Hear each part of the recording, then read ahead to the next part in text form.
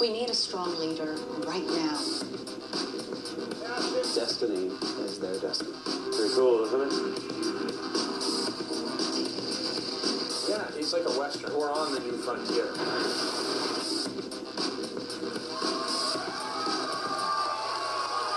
Welcome back to our special edition of InnerSpace. This entire hour is dedicated to Stargate Universe, and we're talking about it in front of this excellent live studio audience.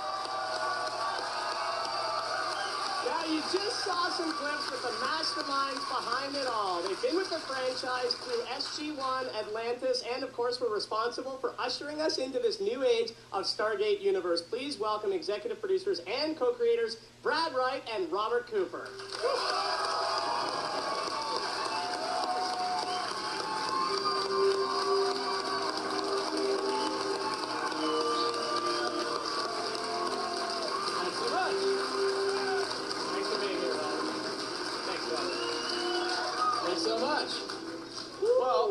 As Teddy just said, you guys have been with Stargate since the beginning.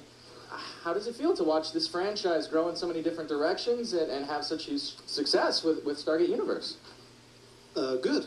Well, thanks for It's true. It's been a very long time. I keep saying this, but this is season 17 of shows called Stargate, and it feels like 17 seasons. It's just, but it went by like that in some ways.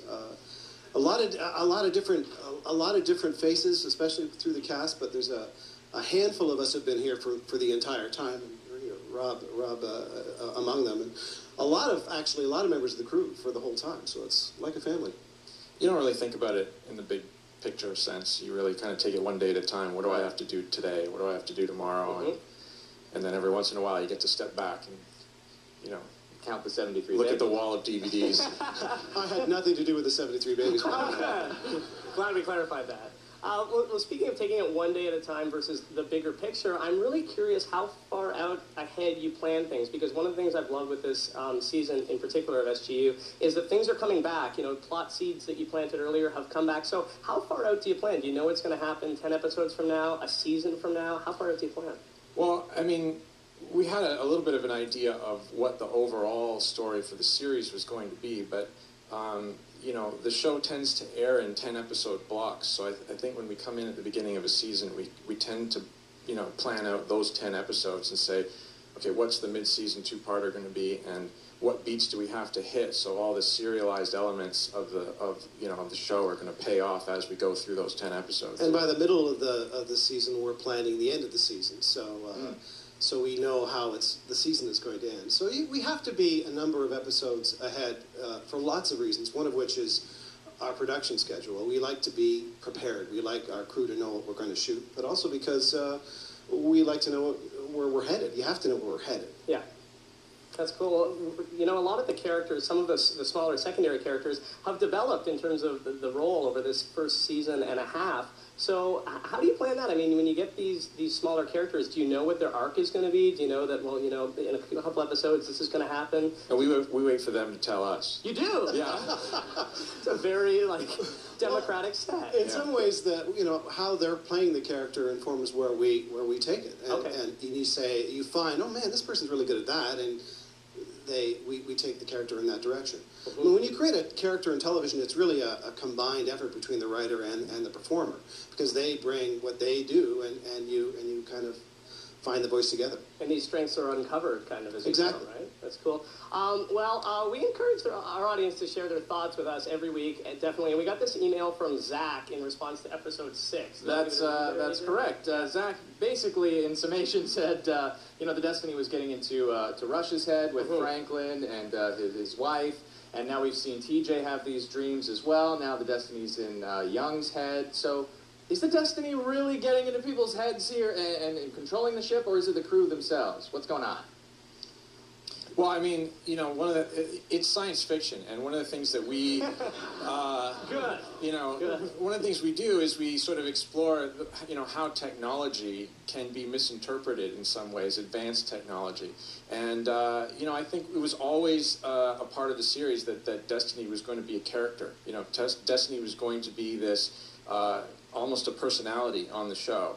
And whether or not it's part of advanced programming or whether it's, you know, developed some sort of sentience is part of the mystery of the show. So, you know, I can't really give that We away. argue over that ourselves, actually. KG. Do you argue between the two of you? Oh, yeah. About stuff like this? Oh, yeah. That's great.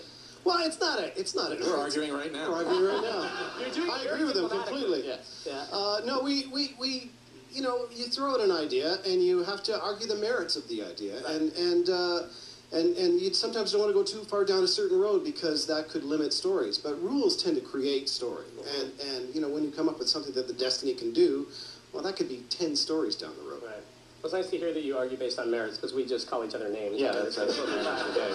Well, there are some characters that are definitely taking a more front and center role, from the scientist to the muscle. Here's a look at some of the faces that are clearly moving to the forefront of SGU. We don't even know what's wrong with him. I did hear something about that. Wow. You thought this wasn't going to be any fun, huh?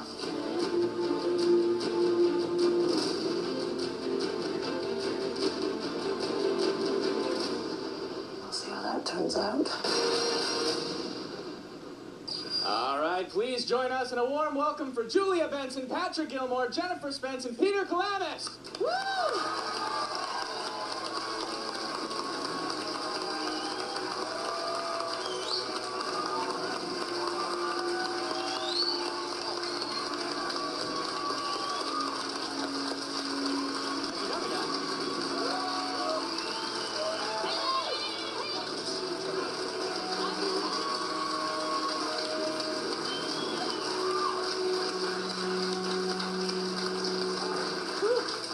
Very cool. How you doing? Good. It's awesome to have you here, and I love the way your characters have been developing. Obviously, Raj, brilliant guy, but needs, you know, scientific backers. Right?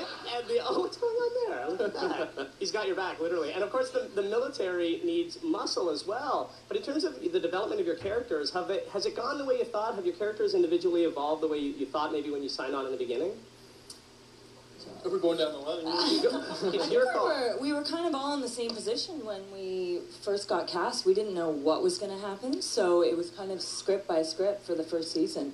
But yeah, I've been very happy with where James has gone. I thought I would have had a love scene by now, but you guys get on that. That'd be Can we just awesome. comment on your sunglasses, because you're looking a little too rock star for who you really are. I scratched my own eye while I was sleeping. And now, but I'm trying to think of some cool story now that, you know, Sounds better than I that. can walk into a bar and say, if this is what I'm doing to myself, imagine what I could do to you. Right. So just to back the hell off. Even worse scratches. Yeah. Well, let's talk Lisa Park for a moment. We're gonna have Jamil out here in a bit, who of course plays Greer, and they had that intimate moment we saw. But we're wondering, is there going to be romance down the line? Is Greer even capable of that? Now you're being hard on Greer. I'm usually. Well, I mean, I like I him. think Jamil certainly is. Yeah. Not from personal experience or anything like that. Well, you just have to keep watching. I think it's really interesting to watch how they. Very diplomatic. The show creators are right behind her. Yeah.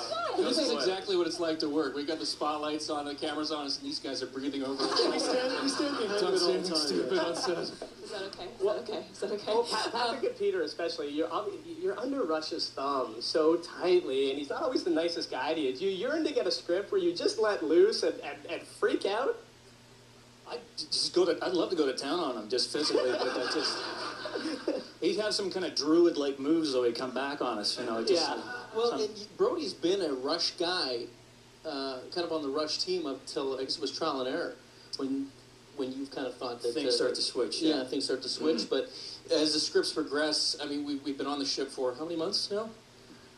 12, I think. 12 months, and we're accustomed to how Rush operates, and I think we're reacting to that appropriately. We're just getting used to it. Well, you got a whole audience here to back you up in front of the writers, the creators. So, is there any places that you want your characters to go, and maybe you'll get some support from the crowd?